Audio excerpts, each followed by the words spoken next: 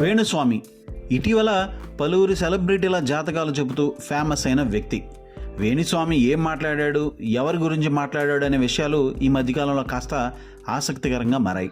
లేటెస్ట్గా ఓ ఛానల్కు ఇచ్చిన ఇంటర్వ్యూలో వేణుస్వామి విజయ్ దేవరకొండ, రష్మిక రిలేషన్షిప్ గురించి మాట్లాడారు. వారిద్దరూ ప్రేమించుకుంటున్నారనే విషయం అందరికీ తెలిసిందేనని, వారిద్దరూ పెళ్లి చేసుకోవాలనుకుంటున్నారని అన్నారు. వారి జాతకాలు పరిశీలించిన తర్వాత పెళ్ళైన తర్వాత ఇద్దరూ విడిపోతారని తెలిపాడు. ఇదే విషయాన్ని నేరుగా తానే రష్మికకు చెప్పానని, ఆమెకు ఈ విషయం నచ్చకపోవడంతో తనకు రష్మికకు మధ్య గొడవ జరిగిందన్నారు. అప్పటి వరకు తన క్లయింట్గా ఉన్న రష్మిక ఆ గొడవ కారణంగా దూరంగా ఉంటున్నట్లు వెల్లడించారు. ఇంతకు ముందు టాలీవుడ్లో మరో జంట గురించి ఇదే రకమైన జాతకం చెప్పాడు వేణుస్వామి. అది కాస్త నిజమవడంతో కొంతమంది వేణుస్వామి మాటలను గట్టిగా నమ్ముతున్నారు.